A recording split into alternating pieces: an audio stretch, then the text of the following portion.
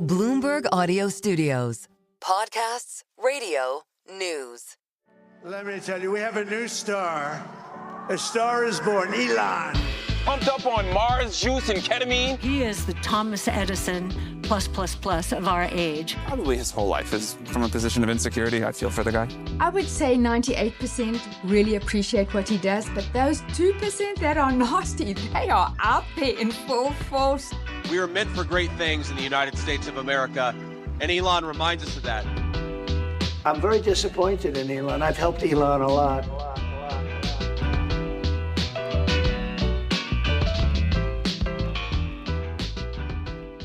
Welcome to Elon Inc., Bloomberg's weekly podcast about Elon Musk. It's Tuesday, July 22nd.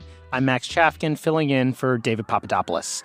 Later in this episode, we have another interview in our summer series that we're doing with some of our favorite Elon Musk reporters. We're going to talk to them about the stories that they've written recently that we're jealous of, that we wish we had written. This week, we've got our very own Sarah Frier, Bloomberg Big Technology editor, speaking with Wall Street Journal reporter Dana Mattioli about an article she wrote in March about Elon's kids, his custody agreements, and the pro-natalist thing around all of this. Dana is an incredible investigative reporter. She wrote the book, The Everything War, and this is a great conversation and also one that sort of perfectly relates to the next thing we're going to talk about here on the podcast, which is that my friend and colleague, Ed Ludlow, co-host of the Bloomberg Technology television show, is joining from our SF office. He and I just wrote a cover story about all the ways that Elon Musk's business empire is stretched, and we're going to have a conversation about that. Ed, hello. Good morning. You are, in addition to the co-host of Bloomberg Technology, you are just super plugged into the world of tech, and in particular, plugged in to the world of Elon Musk. You and I talk in private about this stuff all the time, so it's kind of cool that we're doing this now. The story, just for people who haven't read it yet, and hopefully you will, is about the way that Elon's companies are operating at a time of all of this political uncertainty, that Elon is maybe stretched more thinly than he ever has. He's coming back to Washington, quote unquote, at a time of extreme political pressure, this fight with President Trump, these threats to start a new political party. And at the same time, you have all of these challenges. And in the story, you and I sort of break it down into three buckets. And I figured we could sort of start with the one that actually comes last in the story, but I think makes sense to start with first here, which is XAI. Sure. This company, Ed, operates chatbots. It is the technology behind Grok on Twitter, or X as it's now called. And as our colleagues at Bloomberg reported, it's losing something like $1 billion a month. There's been this swirl of controversy. The words Mecha Hitler have been uttered several times over the last couple of weeks. Ed, what is the bull case? Do you see any signs of actual progress? I just rattled off a bunch of kind of concerning things about XAI. What are investors getting excited about here? Well, the investors would point you to how XAI went about introducing Grok 4 and Grok 4 Heavy, which is its latest models. And the way that they would put it is, well, XAI did the sort of non-traditional Elon Musk thing, which was that they had a sort of more muted, calm, technical presentation that was detailed and not so much off the cuff. You and I have been to all these Tesla events or SpaceX events where Musk always goes off script a little bit. But with Grok 4, the way they presented it was against traditional benchmarks for other frontier or large language models. And against those benchmarks, it does really well. But what's so interesting about it is that it is timing. Timing is kind of everything. So as we speak, the president is going to kind of come out and tell the world about what his plan for AI is. And it's kind of really notable that Musk isn't really there in the room, so to speak, like he was at the absolute critical juncture from a policy perspective. But as you and I discuss and we report throughout the story, XAI is Musk's obsession. He has this kind of chip on his shoulder that XAI should have a valuation that's competitive with OpenAI, where he was one of the sort of original founders, and he has that beef with Sam Altman. And he also is super bullish on its capabilities. But as you said, financially, it's burning through cash. It's a bit sort of tongue in cheek. And the bit that we look at is in the magazine piece is Elon there in the room? What is he doing amidst all the rest of the chaos in his political and career life? Here's what's weird to me. these AI companies, OpenAI is a good example, are both consumer products and like business software products. And like OpenAI sort of famously started as essentially a consumer product, bunch of people making funny stuff to put on Twitter, essentially, like asking OpenAI to write a poem about, whatever, the Coldplay couple or something. Right. And Grok succeeds, I think, on that level. Like, Grok is everywhere on Twitter. Probably doesn't hurt that Elon Musk owns the platform, but like on X these days, it's like, it seems like every other tweet is somebody either interacting with Grok or being like, Grok, is this true, as kind of a dunk, or reposting something about Grok. And of course, probably no coincidence that Elon owns both those products. But the future here is people paying for this stuff. And it's so hard for me to imagine somebody like wanting the Grok API instead of the OpenAI API or something like that, just because of all the controversy that we're talking about. Yeah, I mean, the way that I sum XAI is kind of like classic Musk play or Elon Inc. history, which is move fast and break things. This is kind of one of the taglines of the story, like Musk inventing his way out of trouble. But what they have done in an incredibly short amount of time is impressive, right? They only founded XAI a couple of years ago. There are people that work at XAI whose job is to sell to enterprise customers. But honestly, we have no idea how that's going, really. The interface is the Grok chatbot. And I found that really interesting when Grok 4 was presented, that in the public's consciousness and in the culture, there's no distinction between chatbot and the underlying technology. It's just Grok. So it's all kind of a bit muddled. However, again, on common metrics and benchmarks, Grok 4 is performant. What they did with their data center in Memphis, which is called Colossus, is astonishing. I speak to a lot of people in the AI infrastructure industry, and this is the thing that Elon Musk is good at. Just like, in many ways, rules be damned, move fast, we're doing this, and no one can tell me otherwise. But the net effect of that, or the negative of that, is that you then have to go back and like plug in the other holes. And, is XAI, I'm sure there's a lot of that company that should be in place to commercialize. Well, yeah, and not only like rules be damned, but being willing to kind of spend money quickly to invest, which brings me to the other thing I've sort of been wondering about. I mean, one thing that has created, I think, strength in Elon Musk's empire is, and I hate to use this word, but like synergy, right? Like, these companies are not independent. They are connected. And like sometimes, often maybe, those connections have been useful to Elon Musk. Like, for sure, SpaceX's success has helped propel Tesla's brand. Right. Like, the aura of genius around Elon Musk helps, which is created, I'd say, largely by SpaceX, has sort of allowed Tesla to claim some of that mantle. And Ed, on the topic of X losing money and X needing money, you have reported with our colleague Dana Hull on the fact that it's not just that he's raising all this money from investors, he's raising the money from his own company. SpaceX is going to put, or try to put anyway, $2 billion into XAI. Elon has also said that Tesla is going to try to put $5 billion in XAI. Why is this happening? To me, this seems like evidence of brittleness, but I'm kind of curious what you think. Yeah. Brittleness or interruptibility, or call it whatever you want. I mean, the main thing that we'll get into, I'm sure, is this idea that if you count all of the companies that Elon Musk's involved in on one or two hands, that's a lot of his time split between very different domains. But there is overlap between them, and that's always been the case, right? Like, particularly in R&D, there's loads of history in Tesla and SpaceX doing shared work on materials. For example, some of that led to the heat sink or the heat disks on the Starship.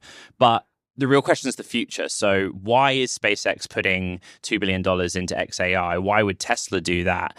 And the way that investors and people inside all these companies explain it to me is vertically integrated AI infrastructure or AI technology stack. Grok in your Tesla, baby.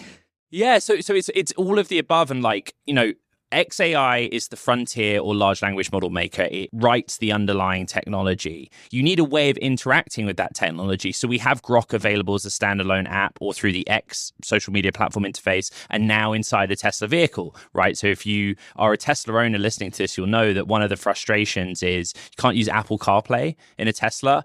So it doesn't have the same sort of Siri capabilities or there are other voice assistants available. But now Grok kind of fixes that. The next evolution of that is like you start to lose the thread a bit, which is why SpaceX? Well, data is the underpinning of all things now. And the way that people pitch it to me is that Starlink basically provides you with the most beautiful space-based data center you could ever have. The ability, particularly on inference, so rather than training models by XAI, people running them, you have low latency, super high speed, automatic connection at low cost. And Starlink kind of facilitates us using all of that. The Tesla bit is where I start to lose a thread a bit beyond just Grok going into vehicles, making the cars more appealing. You can talk to your anti-woke AI while you're driving. I honestly think what you're saying about how the investors rationalize this is important because it helps get at like both the psychology and maybe the bull case for some of these companies. It really does, to me, though, feel just like a rationalization. And because the real reason is Elon wants it. And like they believe in Elon. And Elon notes the limits, right? So on X, the social platform, somebody said, oh, Tesla should just buy XAI outright. And Musk said, no, I don't believe that. But again, the way it's explained to me is that there's a high degree of crossover. And this brings us back to the magazine piece and Musk's relationship or roller coaster of relationship with the president. Each of these companies, SpaceX, Tesla, XAI, even Boring Co. and Neuralink, have distinct regulatory exposure. They are within their own domains. There's a specific regulatory body for each. And if they were suddenly to come under one umbrella, one big conglomerate, I think most insiders in that company and people close to Musk and investors that we spoke to know that that would be a nightmare. So he's at least aware enough to say there's a limit to how integrated these companies can be.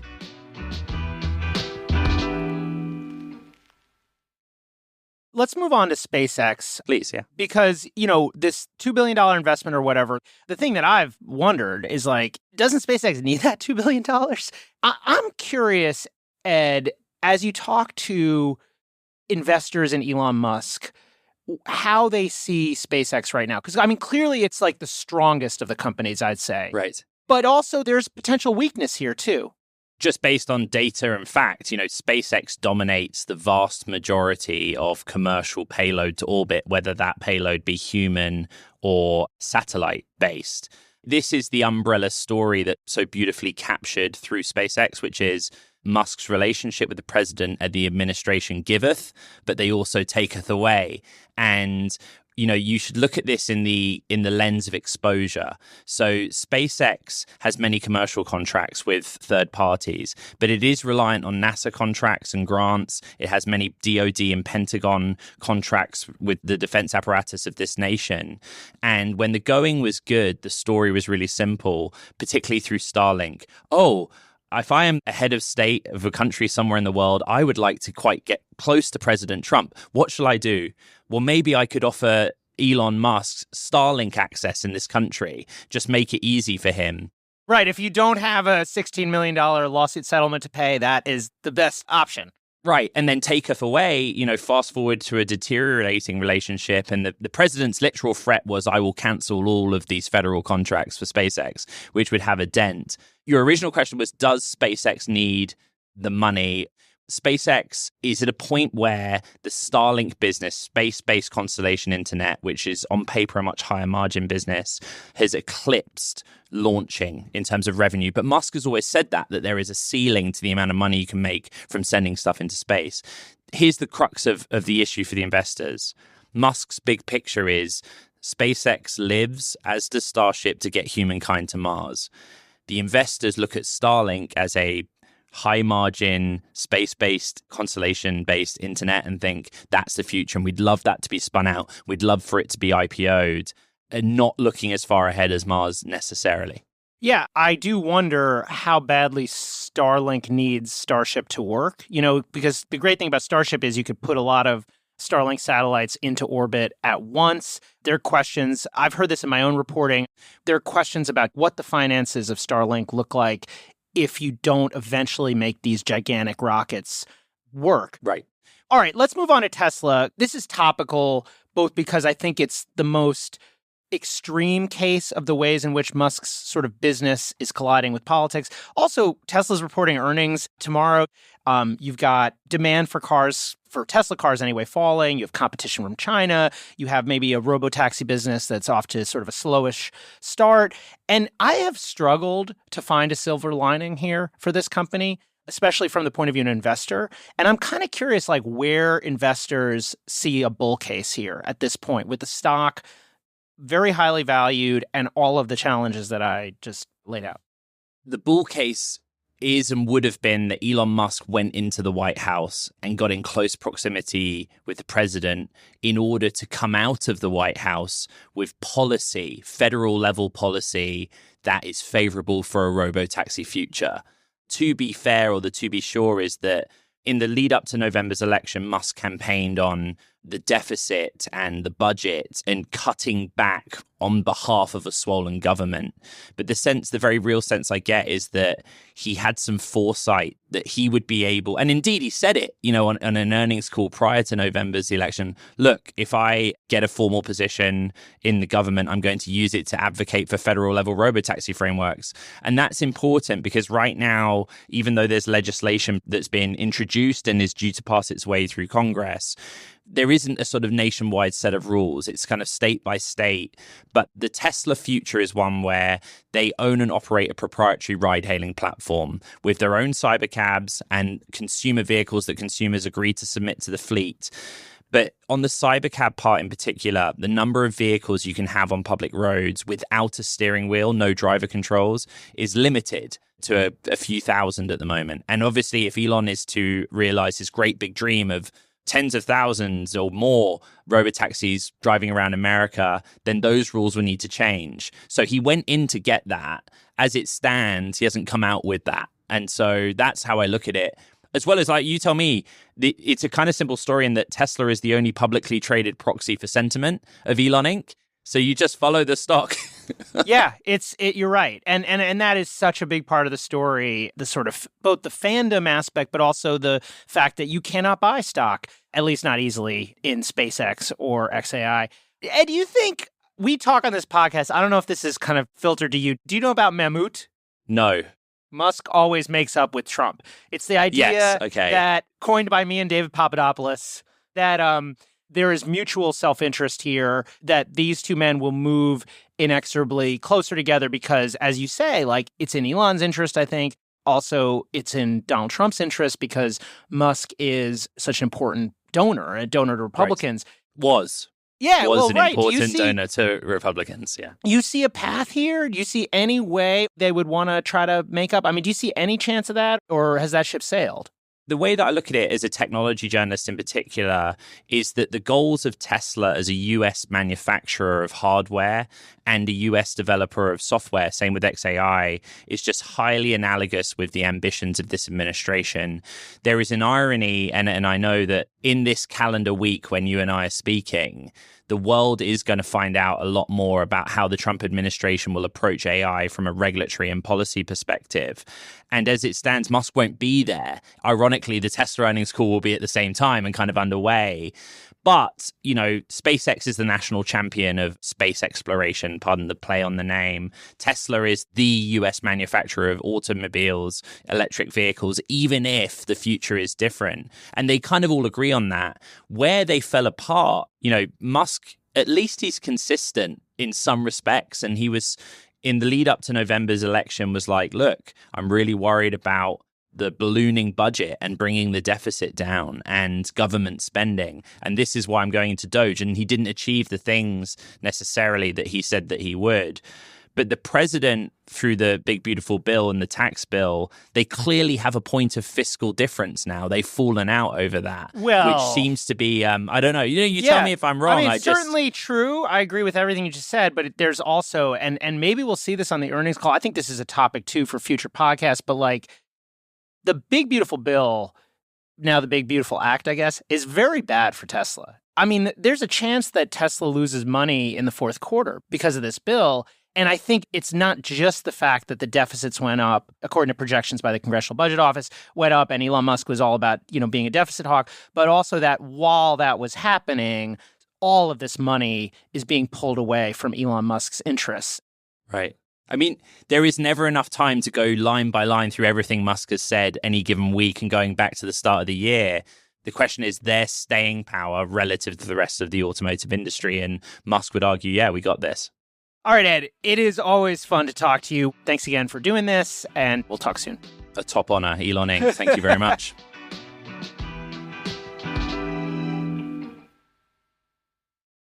All right, we've been talking about the way that Elon Musk's business empire is stretched thin. But of course, part of why so many people have been concerned, why investors are concerned, is it's not just the business empire. It's also his personal life. And that's where the next conversation really becomes interesting. This is an interview that our friend and Elon Inc. regular Sarah Fryer did with the Wall Street Journal reporter Dana Mattioli about Elon and his kids. Have a listen. Dana, thank you so much for coming here. I'll let you give us the summary of this reporting and how you came to reveal this story to the world in the Wall Street Journal. Well, thank you for having me. Yeah, in March, probably in early March, I sat down with one of my editors, Chris Stewart, who's the head of investigations at the Wall Street Journal. And I'd been hearing, and my colleagues had been hearing, that Elon had more kids than were known about. And we started thinking about this pronatalist movement out of the Valley and what that means, and also what it would mean for the world's richest man, who at that period of time was definitely one of the most powerful people in the world on a political stage. He was the biggest donor to Donald Trump's re-election efforts with $250 million for this big super PAC he created. And he was really by Trump's side every step of the way back in March, April timeframe, making these huge decisions for average Americans as part of DOGE. So, yeah, we wanted to reveal what it was like being opposite the world's most, powerful and richest man on custody if you had children with him. And I was able to get a lot of access to one of the people that he has a baby with, Ashley St. Clair, and understand the financial arrangements behind having a baby with Elon Musk, the custody arrangements. And what we came to learn is that having a baby with Elon Musk is often a very big power struggle. That in the situation that I was able to reveal, this 26-year-old woman who had his baby was in this very contentious paternity battle with him where he wouldn't acknowledge paternity. And he was pressuring her not to have legal representation in these matters. And there were very one-sided, lopsided terms that she was feeling pressured to accept. And we wanted to really just portray for our readers what that was like at a time when Elon is the world's richest man, was one of the most powerful people in the world on a political stage, and how messy and complicated his personal life was behind the scenes. And, when you're at the Wall Street Journal, you're writing for a business audience. And one thing that really struck me about this story is the main character fighting Elon Musk's battles for him is Jared Bridgehall, who's the head of his family office. He's listed as the CFO for several of his companies. He's the one who, as you note in the story, led the $250 million investment in Donald Trump's re-election. He's the guy who does everything. He's like the fixer for Elon. And it was really interesting to see him take on this role. Can you explain how he manages what Musk calls his legion of children? Mm-hmm. That was really interesting for us, too, because Jared is listed as an executive at a bunch of Elon Musk's companies. He's his right-hand man. He goes to lots of his business meetings with him. He's sort of a conduit on the business side. But behind the scenes, he also had this other seedier role where he's managing these women having babies with Musk. And that goes to, managing the NDAs that they sign, acquiring land for a compound out in Austin where Elon would like all these kids and these moms to live. He was involved in that. And also, in trying to make them agree to some onerous terms that Elon would like them to accept in exchange for money. And what I found is, through lots of text messages, phone calls, Jared's own words, was that he was often the enforcer. He makes these veiled threats to Ashley in a phone call from December where he says, Elon is a really great guy, but there's another side to him, that if the women he's in relationships with get legal counsel, things often change. It doesn't come to a nice outcome for them, right? So there's that side to him too. And we just see him really being the enforcer. There's another scene in the story that I thought was just like really gripping, where Ashley St. Clair is giving birth. She's in the hospital in labor by herself because Elon was not there. And Jared is sending her signal messages saying, don't put Elon's name on the birth certificate. And this is a woman in labor. And Jared is on top of things, like sending her very frequent updates about putting her in her place. Yeah, right. And it's very clear from the phone calls, from other messages, that this is not the first time he's done that. This is very standard for him in these sorts of arrangements. And he waits often until she's literally in the delivery room to make that request, or? Yeah, that's right. And shortly after, that's when an NDA showed up for her to sign that she found to be really just one-sided and not fair. And in a medically traumatic moment, totally. Getting handed an NDA. Exactly.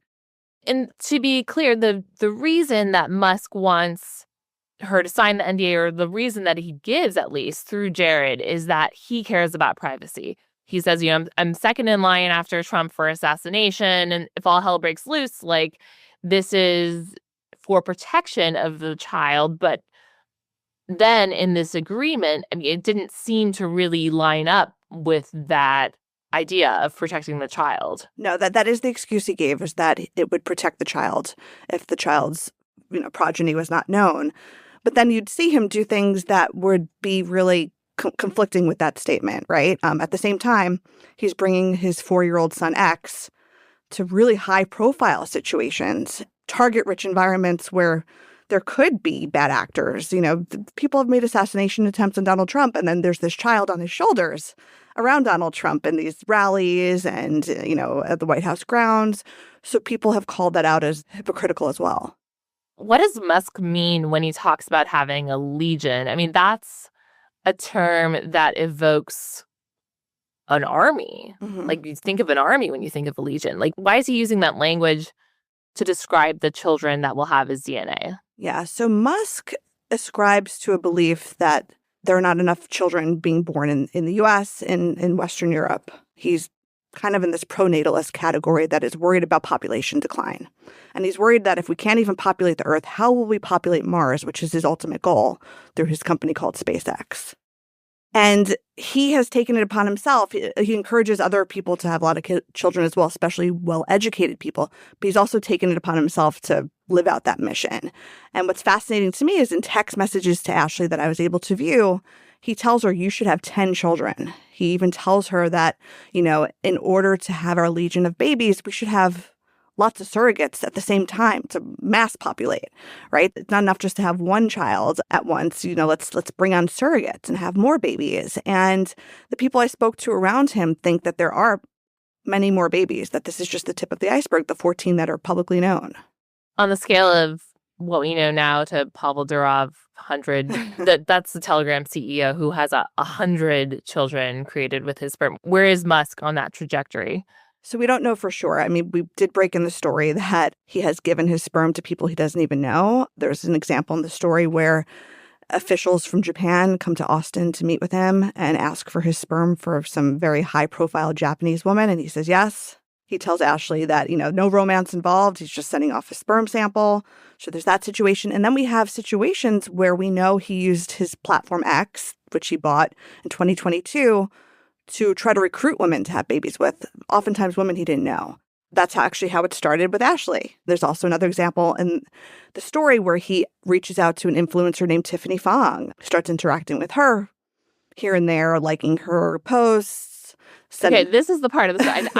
I was we're talking about stories we're jealous of. This is a part of the story I was very jealous of because I've frequently thought about, now that Musk is in control of X, the social network, how is he using that control for personal gain or adjusting the rules? And you have all these people who are making money off of their posts on X.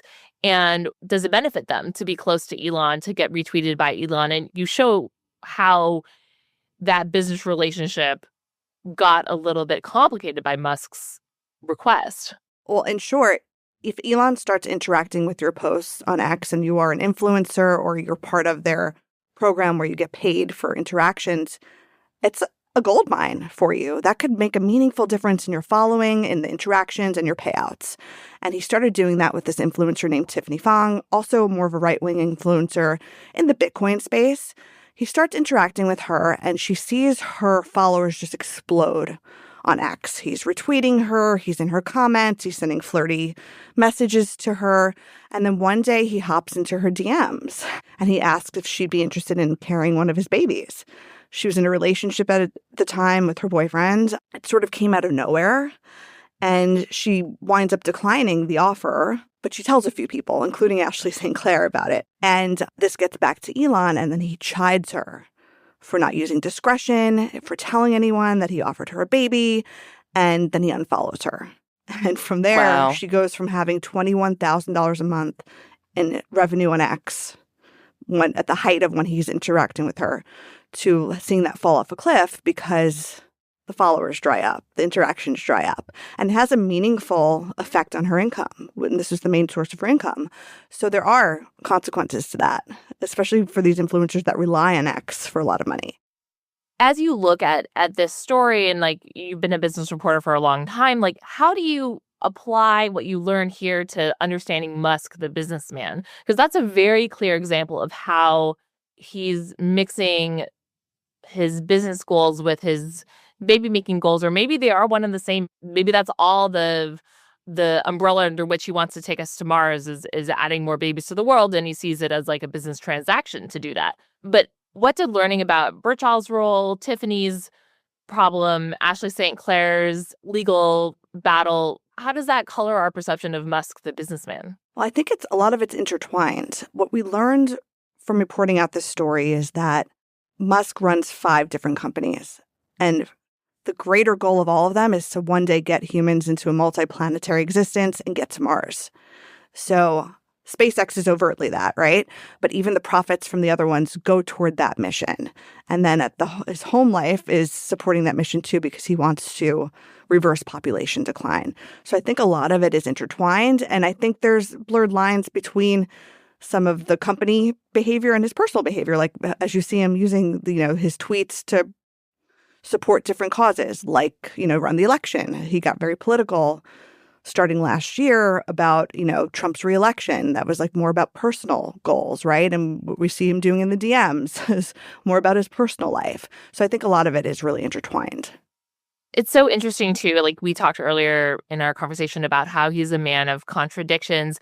I actually saw your story cited by Charlie Warzel in his piece in The Atlantic about how Musk is playing God, or at least that was his argument, that, as he has this mission of furthering Western civilization, he is, through the cuts U.S. aid, leading to a lot of deaths in countries in Africa. And I'm curious if you have a thought on that argument, or if that was part of your takeaway too, as you're looking at these decisions that Musk makes.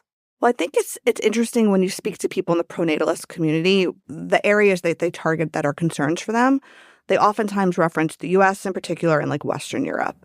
And there's a quote in the story where Musk tells someone that he is worried that third world countries are outbreeding the U.S. and Western Europe, right? I think that's like pretty telling that there's concern for specific geographies, but not others. Yeah. And the idea, I guess you also quote Siobhan Zillis saying that she was asked to make children with Musk because he wants to add more smart people to the world, his definition of smart people. Yeah, and he's told other people that too. He really wants very intelligent people to breed more. And that's definitely one of his goals. Dana Mattioli, thank you so much for being here. I loved hearing your take, and I really enjoyed reading your take on another billionaire who we talk about often, Jeff Bezos. Dana Mattioli's book is called The Everything War. It's a story of Amazon's dominance and includes a lot of great detail on Bezos and his fight in Washington. Thank you so much for being here, and good luck with all the scoops. Thank you for having me.